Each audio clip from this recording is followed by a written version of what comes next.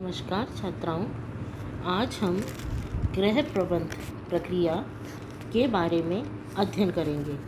यह अध्याय आपके बीए भाग पार्ट 3 के गृह विज्ञान के द्वितीय पेपर का एक अंश है।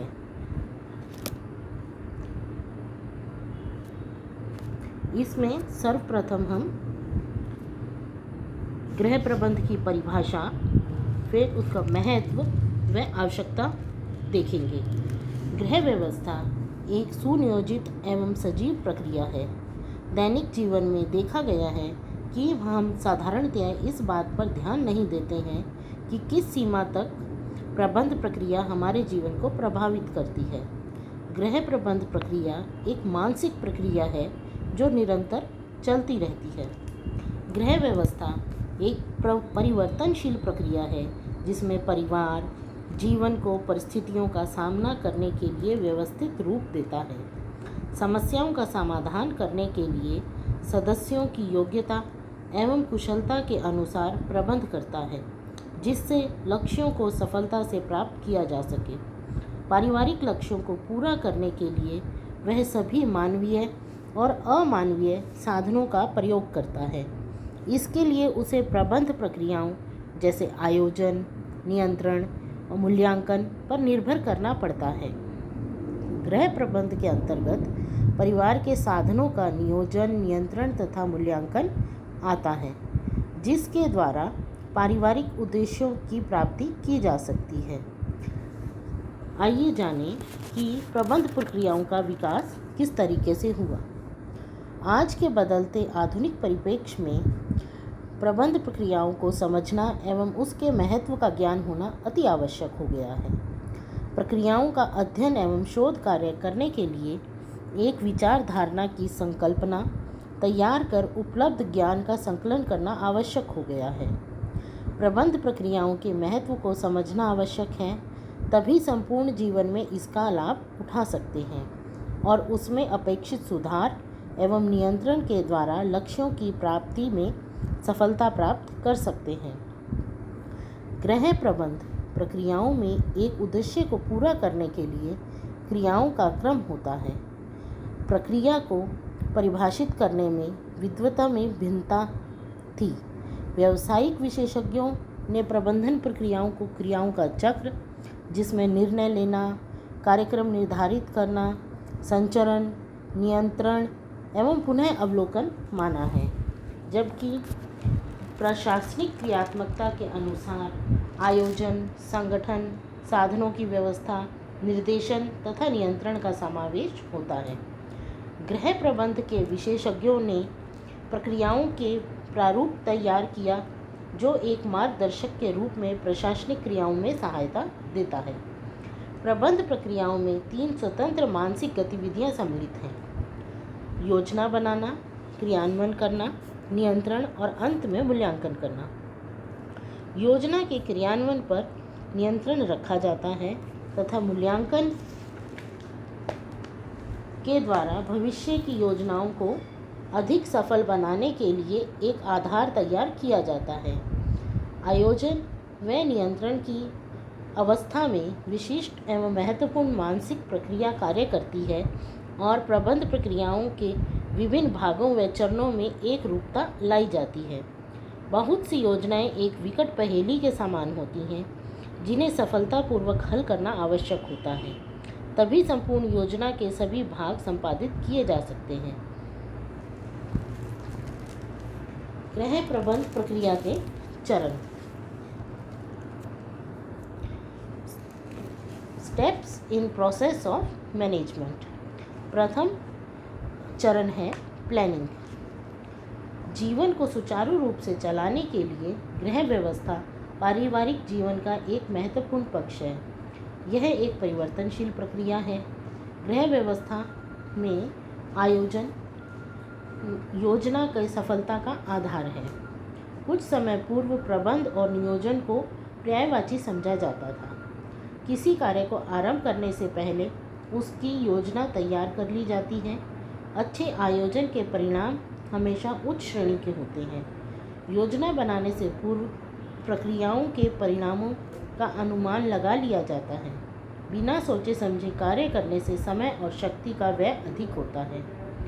पूर्व आयोजन करने से पूरे कार्य को एक इकाई के रूप में देखा जा सकता है। परिवार के और प्रत्येक सदस्य के पारिवारिक एवं व्यक्तिगत लक्ष्य होते हैं। व्यक्ति को या गृह प्रबंधक को प्रारंभ से ही लगन और उत्साह के साथ योजना तैयार करनी चाहिए ताकि कार्य का परिणाम अच्छा हो और लक्ष्य प्राप्ति सफलता के साथ की जा सके। योजना के द्वारा इस प्रकार का हल निकालना चाहिए कि कम से कम साधनों का प्रयोग कर अधिकतम संतुष्टि प्राप्त कर सके। योजना पूर्व निर्णय एवं अनुभव पर निर्भर करती है। अनुभव की कमी हो तो परामर्श या सलाह ली जा सकती है। आयोजन प्रबंध का एक वैज्ञानिक दृष्टिकोण है। परिवार की आवश्यकताओं को पूरा करने के लिए एक आवश्यक मार्गदर्शी बिंदु है। लक्ष्य तक पहुंचने की रूपरेखा तैयार की जाती है जिसमें विभिन्न मानसिक शक्तियों, चिंतन, स्मरण, कल्पना एवं तर्क शक्ति का प्रयोग करना पड़ता है। योजना की संपूर्णता पर उसकी सफलता निर्भर करती है। एक कार्यशील योजना बनाने के लिए हमें अपनी मांग, घटनाएं, समस्याएं और लक्ष्यों की पहचान, उनकी व्याख्या और स्पष्टीकरण कर लेना चाहिए। एक वांछित लक्ष्य तक पहुंचने के लिए विभिन्न संभावित मार्गों के संबंध में सोचना, कल्पना में उस प्रत्येक योजना की समाप्ति तक अनुगमन करना एवं व्यापक योजना का चुनाव करना ही योजना होता है। प्रत्येक योजना का कोई वांछित लक्ष्य होता है। उस लक्ष्य तक पहुंचने के लिए सभी संभावित मार्गों के संबंध में सोचना चाहिए। प्रत्येक योजना के समाप्त होने तक उसका अनुसरण करना चाहिए और व्यापक योजना का चुनाव करना चाहिए। आयोजन निर्णयों की श्रृंखला है जो कार्यों के क्रम से संबंध रखता है। योजना के आधार पर मूल्य स्तर और संबंधित सूचना जिसे हम एकत्रित करते हैं। साधारणतः आयोजन भविष्य के लिए होता है, प्रत्येक स्थिति में अलग होता है। आयोजन के तहत स्तर का निर्धारण हो जाता है जो एक संख्यात्मक और गुणात्मक माप हो सकता है। आयोजन के महत्वपूर्ण उद्देश्य निर्णयों की श्रृंखला होती है जो एक क्रम का निर्धारण करती है। प्रत्येक कार्य को श्रृंखलाबद्ध कर देने से कोई उद्देश्य या लक्ष्य पूरा किया जा सकता है। उदाहरण के तौर पर यदि परिवार मकान का निर्माण कराना चाहता है तो इस लक्ष्य की पूर्ति तब तक नहीं हो सकती जब तक कि गृहिणी का लक्ष्य किसी अन्य लक्ष्य से जुड़ा हुआ हो। ऐसा करने से श्रृंखला टूट जाती है क्योंकि मकान बनाने की बचत योजना कहीं अधिक व्यवहारिक है। बीच में यदि कोई अन्य वस्तु खरीदने की योजना बनाएंगे तो वह अपने लक्ष्य से हट जाएगा। आयोजन के प्रमुख चरण: प्रथम, समस्या की पहचान करना। द्वितीय, विभिन्न विकल्पों का अवलोकन करना। तृतीय, उचित विकल्प का चुनाव करना। चतुर्थ, कार्य योजना तैयार करना। पंचम, परिणामों को स्वीकार करना।